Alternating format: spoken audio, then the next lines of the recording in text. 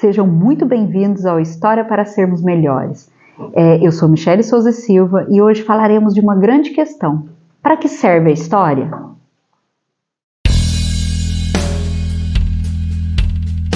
A mim, eu já adianto, a história não serve para nada a não ser para nos fazer pessoas melhores. Afinal, esse é o próprio mote do canal, né? Bom, o que é isso, né? Eu acredito, o que seria se fazer as pessoas melhores? Eu acredito na história como uma ferramenta para aprimorar o meu próprio espírito.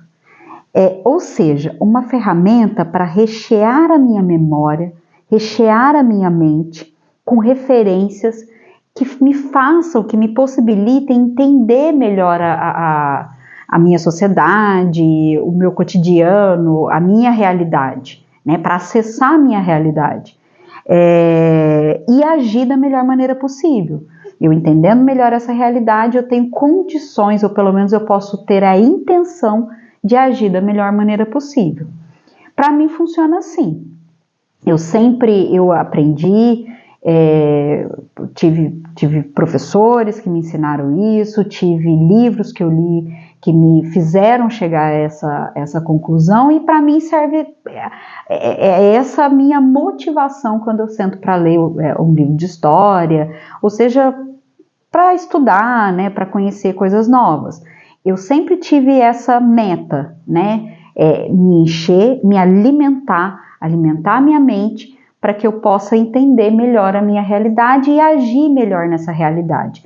E eu sempre tive esse objetivo e sempre tentei passar isso para os meus alunos, passar isso para os meus amigos, para os meus sobrinhos, uma coisa que eu de algum modo tento ensinar, porque eu acho que de algum modo isso seja proveitoso. Para mim, eu acho que foi, e por isso eu tento ensinar e repassar para as pessoas.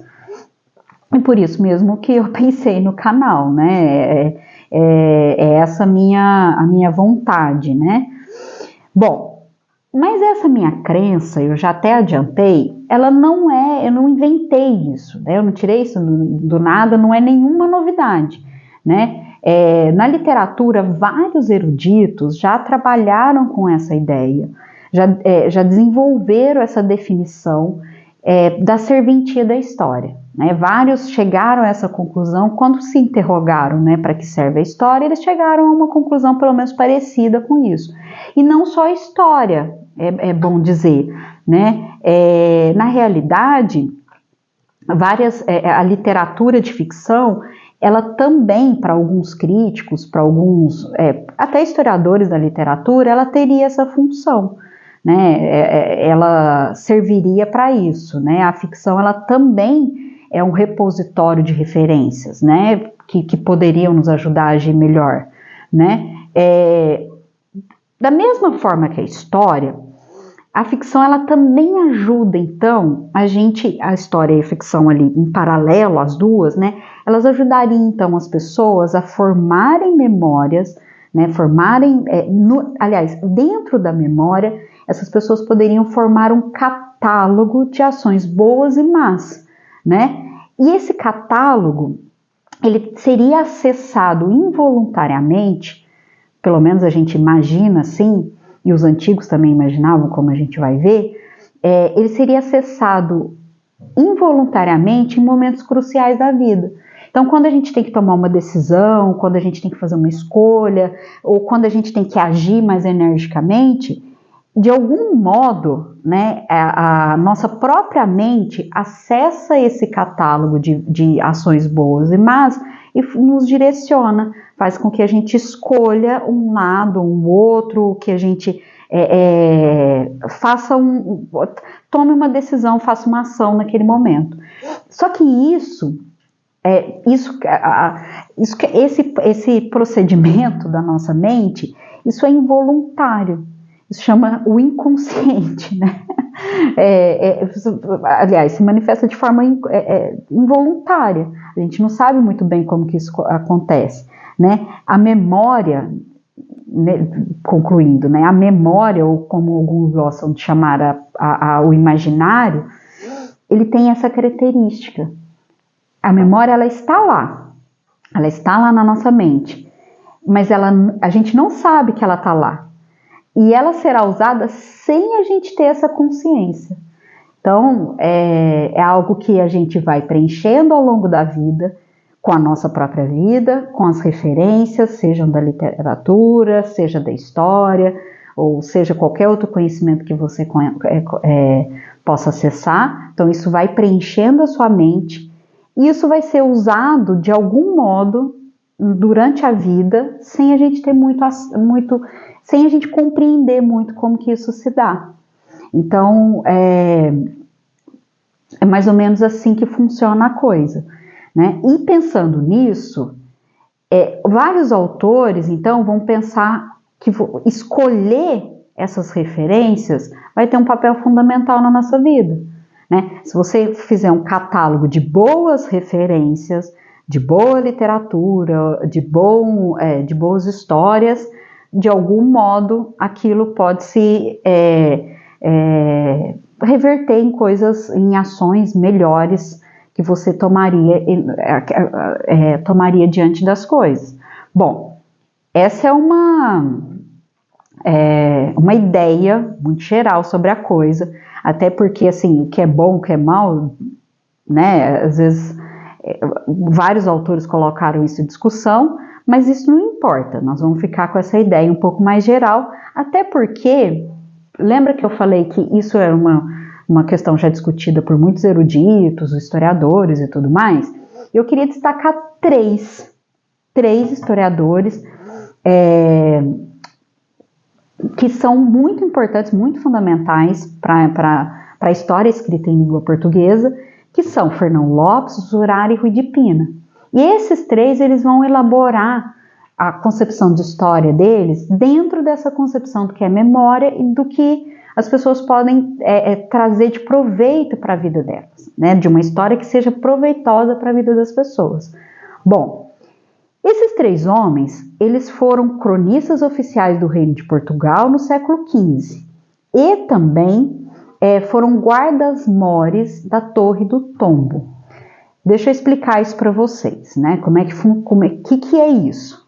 Bom, o cronista, como eu já falei, é o historiador daquela época, então ele tinha o ofício de escrever as crônicas, que eram a história dos reinados, né? Dos reis e dos reinados de Portugal, do Reino de Portugal, até o século XV. Tá? E eles também eram guardas-mores da Torre do Tombo. O que é isso? O guarda-mor da Torre do Tombo era um oficial do reino, né, do rei, que ele tinha a função de certificar os documentos, se fosse uma espécie de cartório, tá? É diferente disso, mas assim, só para a gente imaginar. E também ele tinha a função de arquivamento dos documentos do reino, dos reis. Então, dos reinos e do reino. Então ele tinha acesso às fontes do trabalho dele. Veja, ele acumulou essas duas funções ali, que eram diretamente ligadas ao rei, né? O de cronista e o de guarda-mor. E uma função ajuda na outra. Porque nada melhor do que um historiador para saber arquivar uns documentos, né? Depois, lá no século XIX, vai criar o arquivista e o bibliotecário, mas o historiador ele poderia cumprir muito bem essa função. E, ao mesmo tempo, nada melhor do que alguém que tem acesso direto aos documentos para escrever história, né? Facilita bastante. Bom, então ele cumpria esses três, eles foram os primeiros, teve mais um, mas que nós vamos falar deles em outro momento, mas ele foi nesse primeiro momento quem cumpriu essas duas funções ali no Reino de Portugal. E eles foram muito importantes, tá? Eles foram muito importantes como historiadores, muito importantes dentro do reino, muito importantes para o desenvolvimento da escrita em língua portuguesa. Tá? E eu pretendo fazer vídeos sobre eles, falar sobre a vida deles, sobre a trajetória intelectual deles, porque hoje, né, eles merecem um vídeo cada um deles, tá bom? Mas hoje eu queria falar de algo bem mais geral, que é a concepção deles, né, como que eles pensavam a função da escrita da história, né? A função, na verdade, de se escrever a história, né? Qual que é a importância de se escrever a história? Qual a função dessas histórias passadas? Como elas deveriam ser escritas e como elas deveriam e sendo escritas pensando no proveito de todos, né? No aprendizado dos seus contemporâneos. O objetivo deles, então, eles pensavam no ofício do historiador, como essas histórias deveriam ser escritas, que histórias deveriam ser escritas, pensando no proveito dos seus contemporâneos, no ensinamento dos homens do século XV e dos que viriam depois do século XV. O primeiro deles que eu gostaria de destacar aqui, não é o primeiro, tá? O primeiro foi o Fernão Lopes. Na verdade, a ordem deles como cronistas é o Fernão Lopes primeiro, depois Urano e depois Rui de Pina, que é só uma questão mesmo de melhor entendimento. Eu vou destacar primeiro o Rui de Pina, numa das suas crônicas, a do Dom João II, porque ele vai dar uma síntese aqui muito clara do que eles pensavam do que é a história. Então, por isso que eu trouxe ele primeiro, tá? Então, lá na crônica do Dom João II, ele vai escrever o seguinte, eu peço desculpas porque eu vou ter que ler, eu tô aqui com a minha colinha a todo momento, mas eu vou ter que ler, já que é uma citação, preciso ler mesmo para vocês entenderem melhor, tá?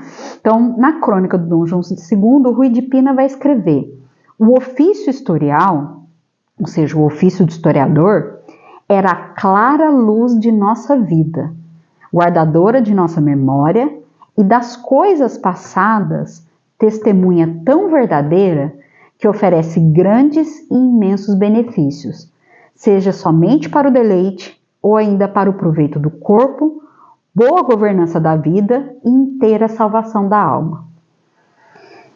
A citação é muito recheada, né? E eu preciso, então, dar uma pausazinha e explicar para vocês aqui o que ele quer dizer com isso, né? Com essa citação. Porque ali nessa citação está guardado 3 fundamentos muito importantes da história. Vamos lá, vamos captar, vamos destrinchar isso daí. O primeiro fundamento que ele vai dizer é que a história ela tem o poder de explicar o nosso passado para tornar mais fácil o entendimento do presente. Tá? Então ela vai ao passado, ela dá explicações sobre o que aconteceu e essas explicações ela vai jogar luz sobre o presente, ela vai explicar o presente, o que a gente está vivendo agora. Bem? Segundo fundamento da história para o Rui de Pina, ela tem que dizer a verdade. Esse é o objetivo da história. Aliás, não é o objetivo. Essa é a natureza da história. Ela só é história se ela diz a verdade. A história se confunde com a própria verdade nesse tempo para ele. Bom, em suas palavras, então, a história ela deve ser testemunha verdadeira. E veja bem, é óbvio, isso para ele tem uma relação óbvia, porque se ela explica o presente, ela só vai conseguir explicar satisfatoriamente o presente se ela disser a verdade. Uma coisa está em conjunto com a outra, não tem como se separar. E o terceiro fundamento, que eu acredito que seja o mais importante para ele, depois eu vou explicar por quê, é que a história ela precisa ser proveitosa. Ele diz ali, ela tem que ter utilidade, nem que seja mesmo para distrair, né? A história ela pode ser um momento de descanso, né? Um dia atribulado, cheio de trabalho, cheio de negócios, e você depois lê uma história que vai te distrair, vai te trazer alguma emoção que desligue um pouco da vida atribulada. Mas mais do que uma distração, que é uma serventia, depois até eu vou citar vários tratados que vão dizer sobre esse momento de descanso como algo muito proveitoso para as pessoas. As pessoas precisam desses descansos, né, nas suas vidas para que elas consigam executar bem as suas tarefas. Então, isso não era descartado para esses homens, mas mais do que ser um momento de distração, a história para ele ela poderia, ela seria melhor e mais rica se ela ajudasse a tornar as pessoas melhores, como ele mesmo disse, né? Melhores no proveito do corpo, no governo da vida e para a salvação da alma. Então ela cumpriria, ela seria assim completa se ela conseguisse então ajudar as pessoas nesses 3 objetivos, né? O proveito do corpo, o governo da vida e a salvação da alma. Bom, prestando atenção, como eu já disse, no que o cronista disse, a gente percebe que para ele a história ela só tem, bom, vamos lá, ela é o fundamento dela, é que ela tem algum proveito, né? Então ela só diz a verdade e ela só explica o presente para ela ter algum proveito. Então é através da verdade, é através da explicação do presente, a explicação das coisas que aconteceram no passado, que de algum modo lança alguma luz ao presente, através da verdade, que essas histórias elas seriam proveitosas.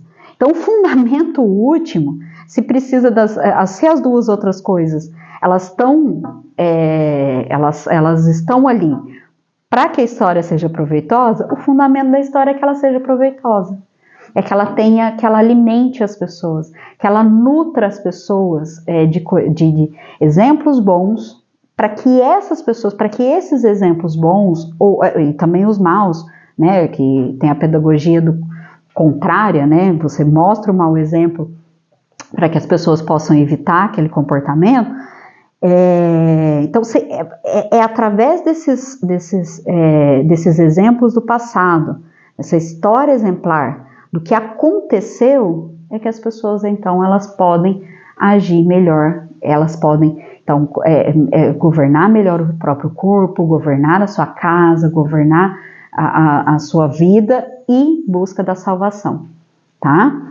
Então esse seria o proveito. Bom, então a história, só para frisar, né? Lá no século XV, um pouquinho também para outros antes disso, né? Para os homens da Idade Média e para alguns depois na Idade Moderna, depois até essa ideia vai perdurar.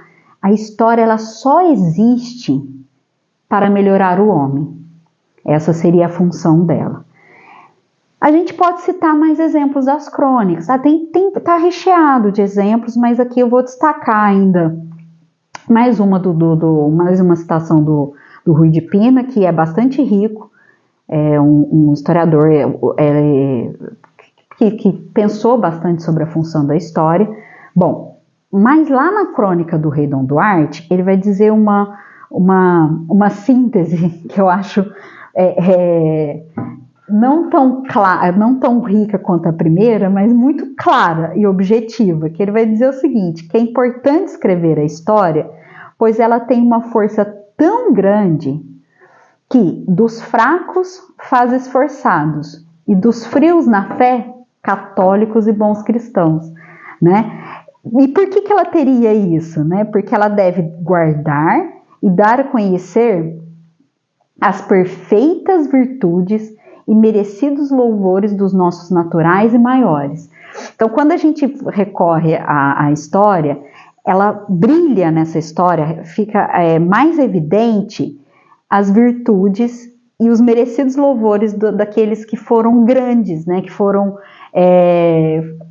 pessoas, como ele diz, nossos naturais e maiores, né? Os nossos antepassados que se destacaram na sociedade, né? E essas virtudes desses homens, né, ficam claras, ficam transparentes, ficam mais fácil da gente observar através da história. Então, por isso que a história, ela é esse alimento, ela nutre, né, as pessoas e ela consegue tornar, de algum modo, ajudar as pessoas a serem melhores. Bom, mas antes de finalizar o vídeo, e eu já vou aqui me encaminhando para o final, eu não poderia deixar de citar os outros 2 cronistas, obviamente, né, o Zurara e o e o Fernão Lopes. O Zurara, ele também vai ter várias passagens nas obras dele a respeito do proveito da história, né, do objetivo da história, sobre essa característica, né, da história dela ajudar as pessoas a entender o seu presente e desse modo elas podem ser um pouco melhores. Mas eu queria destacar um pouco, voltar um pouquinho, falar um pouquinho sobre como ela sobre a ferramenta principal da história, né, o alimento, o solo da história, que é a verdade, né?